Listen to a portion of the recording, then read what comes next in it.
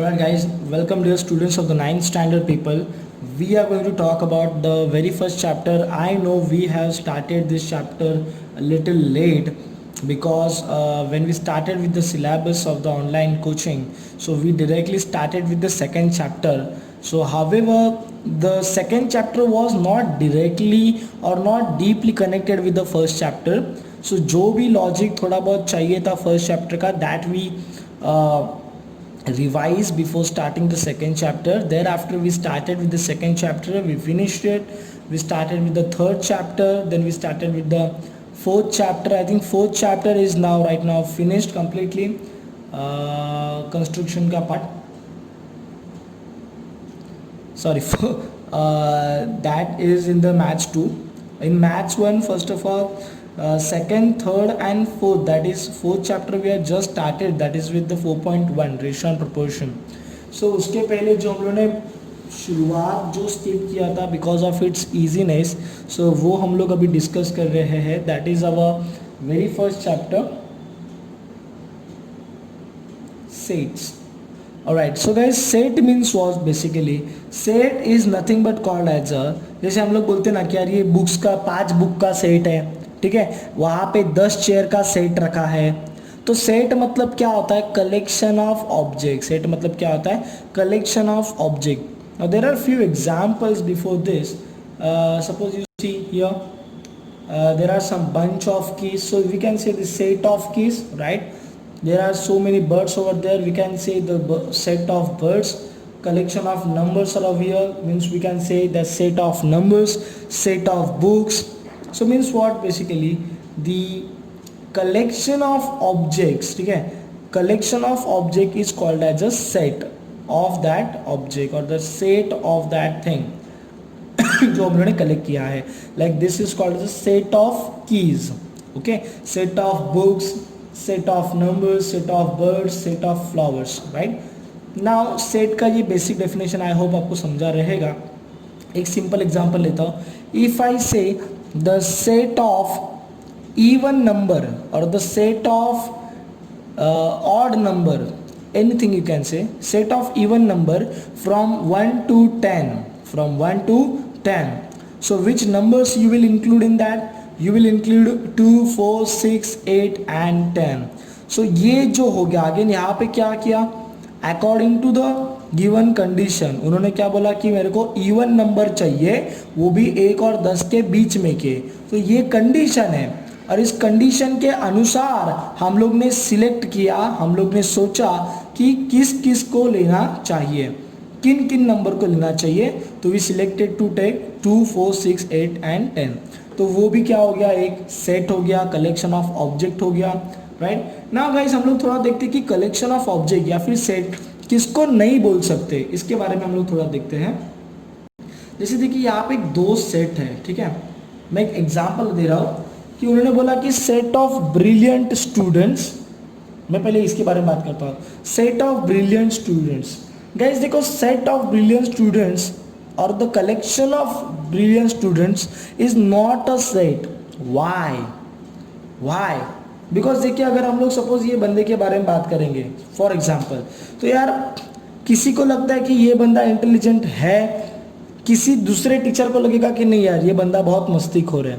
Means what? किसी बंदे का इंटेलिजेंट होना या ना होना हर एक व्यक्ति के अनुसार डिसाइड होता है, एक इंडिविजुअल पर्सपेक्टिव से डिसाइड होता है कि वेदर ही इज ब्रिलियंट और नॉट, ठीक है. तो सपोज किसी एक बंदे के, किसी मैथ्स के टीचर के अनुसार this all students will be there in the set of brilliant student. But suppose from the perspective of Marathi student, Marathi teacher, from the perspective of Marathi teacher को शायद से इनमें से कुछ स्टूडेंट ब्रिलियंट ना लगे. तो हर एक का पर्सपेक्टिव अलग अलग हो सकता है. इसके लिए सेट में कलेक्शन ऑफ ऑब्जेक्ट, ठीक है, तो उन्हीं ऑब्जेक्ट्स को कलेक्ट कर सकते हैं कि जिनको हम लोग यूनिवर्सली एक्सेप्ट करते हैं, जिनको हम लोग यूनिवर्सली एक्सेप्ट करते हैं. फॉर एग्जांपल जैसे मैंने बोला सेट ऑफ इवन नंबर ना, तो मैंने क्या लिखा? 2, 4, 6, 8, 10, बराबर. तो यार 2, 4, 6, 8, 10 ये इवन नंबर है, इसको सभी लोगों ने माना है, बराबर. कोई मराठी की टीचर आके बोलेगी क्या यार 2 4 6 8 आर नॉट इवन नंबर, उनको भी वो मानना पड़ेगा। मतलब when the objects are universally accepted they can be included in the set or they can be collected as a set, right? वैसे सेम है the set of happy students, ये भी आपका सेट नहीं हो सकता, क्योंकि किसी बच्चे लोग को लगेगा कि मतलब किसी का देखने का नज़रिया ये रहेगा कि दे आर हैप्पी, किसी का देखने का नज़रिया ये रहेगा कि they are not happy, right? तो यूनिवर्सली एक्सेप्टेड है क्या कि ये हैप्पी है? नहीं, इसके लिए इसका भी सेट नहीं बन सकता। सो गाइस आपको अभी समझ में आया रहेगा कि सेट बनने के लिए पहली बात तो सेट में आप जिनको ले रहे हो that thing must be universally accepted. कुछ आगे एग्जाम्पल देखते, देखिए there is example, what is your first example? Days of week, days of week. तो सब लोग मानते कि नहीं मानते कि एक वीक में 7 दिन होते हैं, Sunday Monday Tuesday Wednesday Thursday Friday Saturday. कोई दूसरा बंदा कुछ दूसरा बोलने वाला है क्या? नहीं यार, हम लोग के कंट्री में वीक में 8 डेज होते हैं, हम लोग के कंट्री में वीक में 4 डेज होते हैं, ऐसा कोई है क्या? नहीं। इसका मतलब क्या? डेज ऑफ वीक, उसमें this all days we are going to collect and the collection of all these days is universally accepted। किसी के लिए अलग प्रोविजन नहीं है, किसी का अलग सोच नहीं है, हर एक का मानना यही है कि यार एक वीक में 7 दिन होते हैं जो कि Sunday Monday Tuesday Wednesday Thursday Friday Saturday है, right? So this thing is universally accepted, hence yes this is और this can be called as a set. Okay, यहाँ पे what is this? Months in a year, again same. तो हर एक बंदा ये मानता है, हर एक आदमी ये मानता है कि यार साल में 12 महीने होते हैं जनवरी से लेके दिसंबर तक। तो कोई बंदे का किसी का अलग ओपिनियन नहीं रहेगा इसके बारे में। So guys this thing that 12 months are there in 1 year, this thing is also universally accepted, hence इसका भी सेट बन सकता है। ठीक है, तो मैं बता रहा हूं कि किसका सेट बनेगा नहीं बनेगा। थर्ड एग्जांपल देखते हैं जो हमने अभी देखा था कि brave children in class, brave children in class. देखिए जो बंदा सेट बनाने को लेगा उसके सोच पे डिपेंड करता है कि मैं किसको इंक्लूड करूं और किसको इंक्लूड ना करूं। तो किसी बंदे के जैसे कि देखिए किसी बंदे ने सोचा रहेगा कि यार बॉयज़ ब्रेव है गर्ल्स ब्रेव नहीं है, लेकिन किसी दूसरे टीचर को लगता रहेगा कि यार गर्ल्स और बॉयज़ एंड गर्ल्स दोनों भी ब्रेव है। तो दोनों टीचर का ख्यालात अलग है, दोनों टीचर की सोच, दोनों टीचर का दृष्टिकोण अलग है। तो इसके लिए दोनों टीचर के लिए उनके द्वारा बनाए गए हुए सेट भी अलग रहेंगे। तो भैया ये चीज़ जो है the set of brave children in class, this can't be included in set, this can't be included in set because anyone can't say firmly that this all will be there in set or this particular thing should be there in set. Okay, alright, so guys there is a uncertainty, अनिश्चितता है उस पे, uncertainty है कि किसको set में लिया जाए या किसको सेट में ना लिया जाए। तो बेहतर यही है कि उनका सेट ही ना बनाया जाए। Coming to the next example, what is that? Okay, the fourth one, first 10 counting number. Guys सबका मानना यही है first 10 counting numbers are 1 2 3 4 5 6 7 8 9 10। So it is universally accepted, किसी का कोई और कहना नहीं है, right? So it is universally accepted, तो इनका सेट बन सकता है। ओके, सेकेंड क्या है? फिफ्थ वाला, स्ट्रॉन्ग फोर्ट्स ऑफ महाराष्ट्र।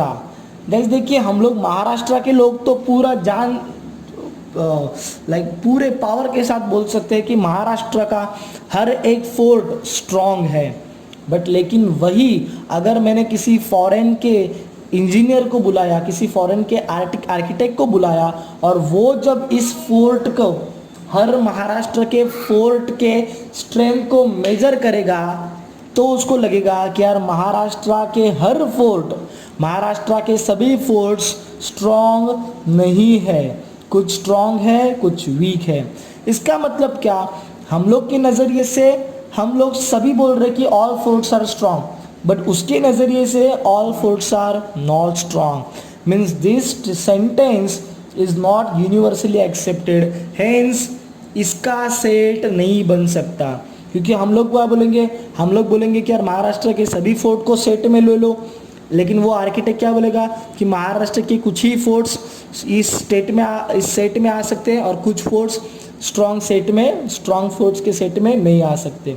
तो नज़रिया अलग तो सेट भी अलग, इसके लिए बेहतर रहेगा कि सेट उसका ना बनाया जाए। तो this is not a set. So guys, representing the set there are two methods, listing method और roster method. Second thing is rule method और सेट बिल्डर मेथड और सेट बिल्डर फॉर्म। तो पहला हम लोग लिस्टिंग मेथड देखेंगे, बहुत easy है। लिस्टिंग मेथड में क्या करने का है, सिंपल, जो आपका कंडीशन दिया रहेगा उसके अकॉर्डिंग आपको सेट बनाने का है।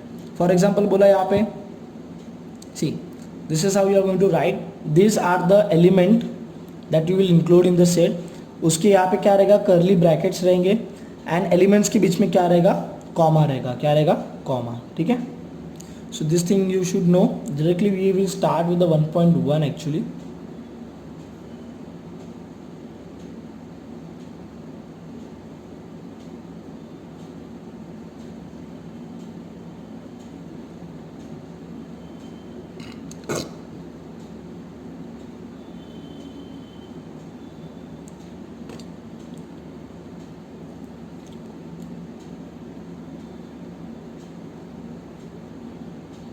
Alright guys, here now we are starting with the 1.1. See the condition and try to form the set. Very simple, and we have to form in the roster form or the rule method. So very first, set of even number people, set of even number. So you know from where even number starts, it starts from 2, 4, 6, 8 and onwards. But यहाँ पे the thing is that they have not mentioned कि कहाँ से कहाँ तक लिखना है। So आपको शुरुआत मिल गई, you know where to start from, right? So you will denote like this way, 2, 4, 6, 8 and dot dot dot dot. So this is called as a infinite set. क्या बोलेंगे इसको, infinite set means what, infinite even numbers can be there, right? Because they have not mentioned where to end, right? So this is what the set of even number. Second question, the set of even prime number from 1 to 50. Guys, always remember there is only one even prime number. Let me tell you, even number आपको पता है, prime number क्या होता है भाई ऐसा number जो किसी के टेबल में नहीं आता। प्राइम नंबर ऐसा नंबर जिसको उसके अलावा कोई और डिवाइड नहीं कर सकता। 13 ले लो, 17 ले लो, 3 ले लो, 5 ले लो, 7 ले लो, किसी और के टेबल में दिखेंगे ही नहीं आपको। ठीक है, तो उनको हम लोग बोलते हैं prime number. So guys, we need to find the even prime number and always remember there is only one even prime number and that is nothing but 2। ये आप चीज़ याद रखिए हमेशा, there is only one even prime number that is 2। So this is your P set. Okay, नाम दे दिया है सेट को, यू कैन नेम एनीथिंग, यहाँ पे मेंशन नहीं किया तो यू कैन नेम एनीथिंग। ठीक है, set of negative integer people, तो negative integer will start from -1, -2, -3, -4 and so on. तो कहाँ से शुरू करना वो पता है, लेकिन कहाँ पे एंड करना वो दिया नहीं है। So you can represent by dot, this dots will represent the continuity of the set. So this B set, एक नाम दे दिया कुछ भी, B. So this B set is a set of infinite negative numbers. Okay, quite easy people, quite easy. Seventh one is what, 7 basic sounds of sargam. You know, sa re ga ma pa dha ni. You will write this set of the 7 surs, right? Okay, write the following symbolic statements in the word people. ठीक है, तो यहाँ पे कुछ आपको symbol दिए रहेंगे, तो उसके बारे में मैं पहले बता देता हूँ। What is your this symbol? It's represent the belongs. क्या बोलते हैं इसको, belongs. Guys, I would like to suggest you to watch the जो सेकेंड चैप्टर का फर्स्ट पार्ट है, उसमें मैंने बताया है what is N, W and all that stuff. So guys, capital N is a set of natural number, capital W is set of whole numbers. Natural number start from 1, 2, 3, 4, 5, 6, 7, 8.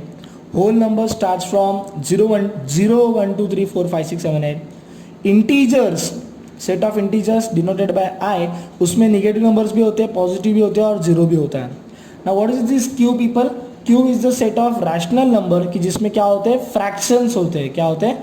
Fractions. Okay, so guys 4/3 is a fraction.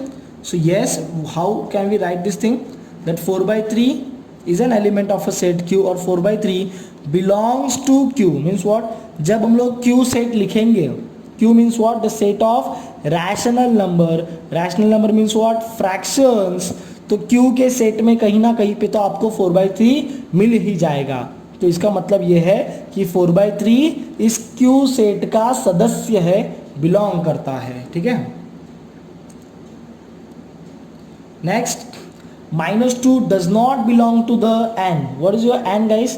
मैंने पहले बताया capital N is a set of natural number जिसमें positive number आते हैं from 1 onwards. तो -2 is not a positive number, so it does not belong to the set n. Okay, what is this? P/P is an odd number means what? In set P all number will be your odd number. So P is a set of all P such that P is an odd number. मतलब P set में P is an odd number ना, तो ये क्या दिखाता है पता है? P स्मॉल p क्या दिखाता है? Capital P is a set का नाम and small p is the elements of the set. And small p कैसा है? Small p is an odd number. मतलब इस सेट के अंदर सभी ऑड नंबर्स रहेंगे. मतलब capital P is a set of all odd numbers. Okay. Now guys, the next question is what? Write any two set by listing method or by rule method. तो guys rule method जो है ना वो हमेशा normally मैं board पे लेता हूँ बिकॉज उसमें थोड़ा एक्सप्लेनेशन करने की बात होती है. Still I would like to explain you on this thing. जब क्लासरूम लेक्चर रहेगा at that time I will explain on the board और if possible I will record one special video for that. So यहाँ पे listing में देखिए क्या लिया है. You can see any set बोला है तो they are taken the set G. You can see 9, 16, 25, 36 till 81. So these are the perfect squares ना. याद है आपको? 3 का स्क्वायर 9, 4 का स्क्वायर 16, 5 का स्क्वायर 25, 6 का स्क्वायर 36, ऐसे 9 के स्क्वायर तक लिया है. ओके. बी जो सेट है कैन यू सी 5 का टेबल है 5, 10, 15, 20. ओके. अभी इन्हीं दो सेट्स को हम लोग को रूल मेथड में लिखना है. कैसे लिखेंगे? थोड़ा ज़रा समझने वाली बात है, आप ज़रा थोड़ा दिमाग पे जोर डालिए. Alright, so guys, G is what? First of all, this small x represents the element of set. मतलब इस सेट का हर एलिमेंट वो है आपका x. क्या है आपका? x. Then x is equals to small n. x is equals to small n. What is your small n? Small n is the number which will be in the place of x. Which will be in the place of x. ठीक है. तो यहाँ पे क्या लिया देखिए x is equals to n square, क्योंकि किसी ना किसी के तो स्क्वायर्स है ना, इसके लिए लिया है x is equals to n square. लेकिन n should be belongs to your natural number that is from n 3 to 9. 3 to 9. तो 3 का स्क्वायर से लेके 9 के स्क्वायर तक है. आई होप ये थोड़ा सा ये है थोड़ा सा डिफिकल्ट पार्ट समझने के लिए, इसलिए आई will record one special video on the board. Okay, उसके लिए थोड़ा सा डीप एक्सप्लेनेशन करना पड़ता है, बट स्टिल अभी बात निकली तो मैं थोड़ा एक्सप्लेन कर ही देता हूँ. तो गाइस यहाँ पे देखिए x हम लोग ने लिखा कि सेट के हर एक एलिमेंट को x से रिप्रेजेंट करेंगे. एंड सेट के अंदर कौन है? परफेक्ट स्क्वायर्स है, इसके लिए x is equals to n square. और जो ये n का वैल्यू है वो कैसा है? तो वो नेचुरल नंबर है. समझ रहे हो? तो 3 चीज़ें हैं. एक तो आपके क्या है, सेट के अंदर क्या है, तो परफेक्ट स्क्वायर है, इसके लिए वो लिया एन स्क्वायर. फिर परफेक्ट स्क्वायर किसका है? तो नेचुरल नंबर का है. तो उनका मैं नेचर लिखा कि वो कैसे है, नेचुरल नंबर है या होल नंबर है या इंटीजर है, कैसे. तो n belongs to natural number. फिर वो नेचुरल नंबर कहाँ से कहाँ तक है? तो भैया 3 का स्क्वायर से लेके 9 के स्क्वायर तक है, इसके लिए बाउंड्री आ गया. So n is greater than equal to 3 less than equal to 9. तो 3 से लेके 9 तक ये n का वैल्यू डालना शुरू करेंगे. तो एक बार जाएगा 3 का स्क्वायर 9. देखो कैसे बनते जा रहा है. 3 जाएगा 3 का स्क्वायर 9. 3 के बाद n का वैल्यू क्या? ग्रेटर देन इक्वल टू 3 ना. तो 3 के बाद 4 जाएगा 4 का स्क्वायर 16. 5 का स्क्वायर फिर 25, ऐसे करते करते 9 तक पहुँचेंगे। तो एक बार 9 जाएगा बैठने के लिए, 9 का स्क्वायर 81, तो जाके आपका सेट ये खत्म हो जाएगा। ठीक है, फिर यहाँ पे 5 का टेबल है तो x लिया, फिर ये x में कौन है आप ऐसे भी ले सकते हो, x is equals to n, n, या तो मैं एक सिंपल चीज़ बताता हूँ आपको, एकदम सिंपल चीज़ बताता हूँ। ठीक है, how can you write this thing is x is equals to 5n, मैं इसके अनुसार बता रहा हूँ, x is equals to 5n where n belongs to capital N, natural number है, एन जो आपका n है, ठीक है, so n is greater than equal to 1, greater than equal to 1, तो आप 1 से शुरू करेंगे ना डालना, तो जब 1 जाएगा इसमें तो 5 1 जा 5, फिर 1 के बाद 2 जाएगा, 5 2 जा 10, फिर 3 जाएगा, 5 3 जा 15, और इनफाइनाइट दिया, मतलब कहाँ पे रुकना वो दिया नहीं है, इसके लिए मैंने लिया n is greater than equal to 1। ठीक है, तो in this way also you can represent this same, don't worry, we will take this in classroom lecture as well. Very simple sums people, all the months, set of all the months in the Indian solar year, you know what to write। हम लोगों ने वो बचपन में किया था, Chaitra Vaishakh Jyeshtha Ashadh, right, so this is nothing but the set of Indian solar year, okay, months in the Indian solar year, okay. Then second, the letters in word complement, तो यहाँ पे आप देखिए ध्यान से, C आया, O आया, M आया, P आया, L आया, E आया, M एक बार आ चुका है ना, तो इसमें हम लोग को रिपीट नहीं करेंगे, क्योंकि क्यों बोला उसने, क्या बोला, लेटर्स इन वर्ड कॉम्प्लीमेंट, तो कॉम्प्लीमेंट वर्ड किन लेटर्स से बना है, बराबर, यहाँ पे M का 2 बार रिपीटेशन है, लेकिन लेटर तो वही है ना, इसके लिए रिपीटेड लेटर को हम लोग अलग से नहीं लिखेंगे, उसको एक ही बार लिखेंगे। ठीक है, सो M एक बार आया, फिर P L E M एक बार आ चुका था तो नहीं लिया, E भी नहीं लिया, N को ले लिया, T को ले लिया। ठीक है, so this is of the set of words in the word complement. Set of human sensory organs, nose ear tongue skin eyes, very simple. Set of prime numbers from 1 to 20, guys मैंने बताया अभी prime number कौन होते हैं, जिनको और कोई divide नहीं कर सकता, 2 3 5 7 11 13 17 19। ठीक है, next, names of the continents of the world, ये तो याद होनी चाहिए आपको, Asia, Africa, Europe, Australia, Antarctica, south Africa, north America, और ये भी चीज़ कैसे यूनिवर्सली एक्सेप्टेड है, इसके लिए इसका सेट बनेगा। ठीक है गाइज, नेक्स्ट जो है ये question number 5, that we will be solving in the separate video obviously, because that is all based on the rule method, set builder form पे है। ठीक है, तो वो हम लोग क्लासरूम लेक्चर में हम लोग डिटेल में देखेंगे। ठीक है।